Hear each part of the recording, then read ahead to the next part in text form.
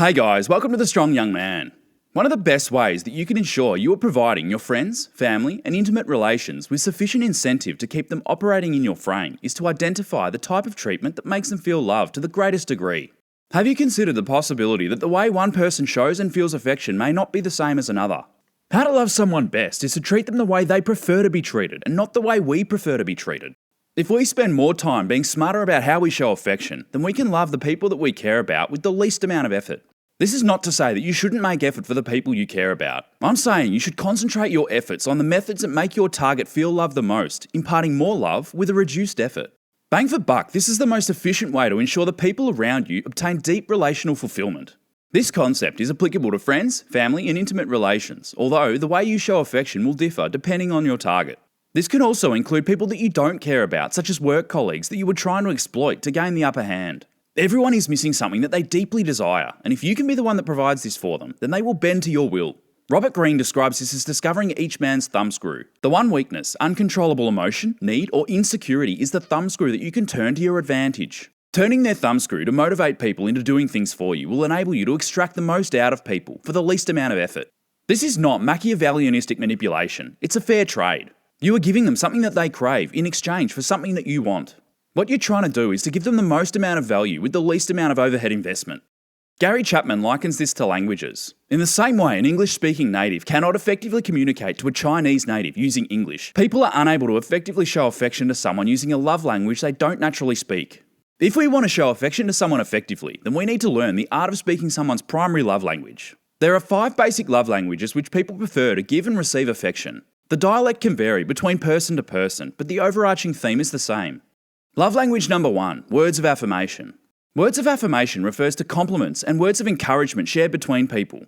People who speak this language become substantially fulfilled from one affirming comment, even if it comes from a stranger. To deliver this type of affection to another, you need to work out what's important for your target. Discover their insecurities and their deepest desires through the words they say and the way they act. There are signs everywhere. There are multiple types of affirmation, including encouragement, physical compliments, appreciation, and admiration. Make sure you are praising the person rather than flattering them. Flattery is a cheap, non-specific compliment which has ulterior motives. Praise is a very specific, selfless form of compliment intended only to appreciate someone's positive attributes. Another way to affirm someone is to deliver the affirmation indirectly. Praise your target behind their back, and if it comes back to them, then it will come back amplified. The greatest type of hurt that you can cause these people is to withhold your words of affirmation or deliver them words of defamation. It is ultra important to be careful what you say in an argument, because words once spoken can never be taken back. They will cut through these people like a sharp knife, producing a scar that will never fully heal. Use this knowledge to your advantage on your enemies. If words of affirmation can recharge them, then you can cut them down with 10 times the efficiency by defaming their character. Love language number 2, quality time. Quality time refers to the ability to dedicate solid, uninterrupted, undivided attention to someone. In this day and age, this includes not being interrupted by phones. Giving quality time and attention to someone who speaks this language can substantially fulfill them. They see this person as giving something of themselves, something that they'll never get back, their time. If you speak this language, you can love yourself best by setting aside periods of quality alone time for yourself. Self-love like this can charge you up just as much as quality time could from another person. To deliver this affection to another, you'll need to block out a period of time and dedicate it to the target. It can be spent doing activities they like, activities you like, or even just doing something as simple as talking. The key with quality time is the focus must be on being in synchronization and not simply being in the presence of that person. Make a conscious effort to remove all the distractions that could potentially interrupt your quality time. Interruptions to quality time will hurt a person who speaks this language. The greatest hurt you can cause these people is to deprive them of quality time and quality conversations. Rejecting their expressions for quality time can also be just as traumatizing for them. In order to deliver quality time with this type of person, the rule is simple. Be sure to schedule quality time with your target, free from distractions, and be receptive and attentive when they are speaking with you. Love language number 3, receiving gifts. Receiving gifts is the simplest of the love languages, referring to the exchange of physical, tangible gifts. People who speak this language feel a great sense of fulfillment by receiving gifts independent of the price tag. What it says to a person speaking this love language is that the person was thinking of them enough to act on it by getting them a gift. If this is your love language, you may choose to spoil yourself once in a while by buying yourself something you want. Retail therapy is a great form of self-love to a person who becomes recharged by receiving gifts. Love language number 4, acts of service. Acts of service refers to the ability to service another person by completing duties that they would like you to do. There are endless acts of service that can be done, including housework, administration, cooking food, helping someone with a task, or doing something for someone that they can't do for themselves. Acts of service require thought and planning, as well as an attentive person to pick up that something needs doing. The main key to showing affection to someone who speaks this love language is to ensure that you are servicing your target with the type of service that they appreciate. This act is compounded when you take the initiative to serve them, rather than requiring them to ask you. To deliver this affection to another, you'll need to work out what is important for your target. Through testing, you must discover what your target enjoys you doing for them and regularly act to serve them. Love language number 5, physical touch.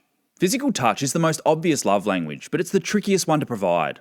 As people grow older, physical touch is given out less and less. We assume that as a child grows up, they no longer need physical touch and affection. Coupled with this are toxic movements such as the bullshit Me Too movement, which identifies all men as a group of sexual predators. This is preventing men from freely speaking their love language and having their needs met. If you feel recharged through physical touch, then it's very likely that you find it challenging to get your needs met. It's important to be aware of this because this will impact your attitude across all your relationships. You must communicate this to the people in your life to ensure that you have a steady stream of physical touch that meets your requirements. Something that you can do with this love language that you can't do with any other is to initiate the interaction. You can physically interact with your friend, your woman, or family member, and their reciprocity could be enough to fill you up. Just remember that this technique must be used with caution in modern times due to the increasing group identity politics. I suggest restricting this technique to friends and family and waiting until you know a woman enough to initiate the interaction. Another thing that you can do with this love language is to satisfy your own requirements. Engaging in activities such as a warm bath, massage, myofascial release, and wearing soft clothes are all forms of self-love for someone who speaks this love language. Physical touch can have a profound effect on someone who needs this, especially someone who never gets it. The simple act of putting an arm around someone who needs it can jumpstart a person to life. To deliver this love language effectively to another, you'll need to work out what makes them feel loved the most. There will be certain actions, parts of the body, or certain materials that will satisfy them more than others. Your job is to find these and find the best way to deliver these to your target. Withholding your physical touch and affection will cause these people to feel extremely unloved. Rejecting physical touch will also have a similar effect. Nothing can change a person faster than rejecting someone who responds positively to physical touch. It's like saying, I don't think you are worthy enough for me to volunteer something that costs me absolutely nothing. Even worse is using your physical touch for harm, which can have a deleterious effect on these people. Assault, abuse, and sexual assault will torment these people long after the action has passed. You shouldn't be doing any of these things anyway, but be extra sure to adhere to this when your relation loves through physical touch. The emotional need for love is universal, and while it may diminish with age, it never disappears completely. We love children with an abundance in all 5 languages. This is to ensure proper emotional development of the child so that they develop into a well-behaved member of society capable of passing on love of their own. As we grow up, these forms of love are given out to us less and less, and this can result in resentment and issues. Even a small dose of love delivered to a person in their preferred love language can be enough to fill them with happiness for an entire day. Think of a person's state of happiness like the fuel tank of a car. The person's love tank is filled up anytime they receive love. Time and mistreatment deplete them, and so it needs regular filling. Different cars require different fuels to have them running at their best. While filling a car with regular unleaded will have it run, a car that needs premium runs better on premium. Part of sustaining successful long-term relationships is understanding your own primary love language. To determine this, reflect on what you enjoy giving and receiving in your relationships. What do you strive to do for the people you care about? What do you enjoy receiving from the people you care about? Remember a time where you experienced great elation from a person and work out what they were doing for you. If it still isn't clear, then look towards times where you've been most hurt. Most people don't forget traumatic experiences, and there will generally be a common theme of what causes you the most pain. During this time, it is likely that the person who made you feel this way was using your preferred love language, but in a negative way. Once you've identified your preferred love language, you can love yourself more by engaging in regular self-love. Also consider that you might be one of the few people who speaks more than one love language. While uncommon, it's not impossible. Doing something that combines the 2 love languages will yield a compounding result. As an example, someone who loves through acts of service and physical touch will benefit much more from a massage than having dinner cooked for them. Once you've identified your primary love language, then you should explore the order of the rest of your love languages to better understand your emotions. Developing your awareness and increasing your understanding of why certain things hurt you more than others is a prerequisite to mastering your emotions, as detailed in episode 43. Another useful application of love languages is that you can manipulate people that you don't care about, such as professional relationships, enemies, or difficult people.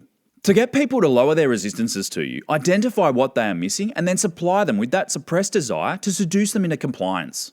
Some people display these needs openly, and others will go to the ends of the earth to hide them. The more a person is insecure about their desires or weaknesses, the more they will try to hide it, but the more they will bend to your will. They masquerade their desires as a self-preservation technique. No matter how much their desires are buried, clues to it will always come out in unconscious behaviour. By paying attention to their gestures, reactions, and body language, you'll be able to gain great insight into their fantasies. Be the supplier of these fantasies, and they will melt in your hands like butter. Most of the time, a person will be so satisfied with your supply that they won't even notice you're doing it. Even if your enemy realises that you have ulterior motives, they won't resent you or resist you. You are satisfying deep psychological repressed desires, and this is far more valuable to them. Thanks for watching today's episode. In episode 101, I'll go through why you must never take dating advice from a woman. Subscribe and click the bell icon to be notified when it drops. Catch you then.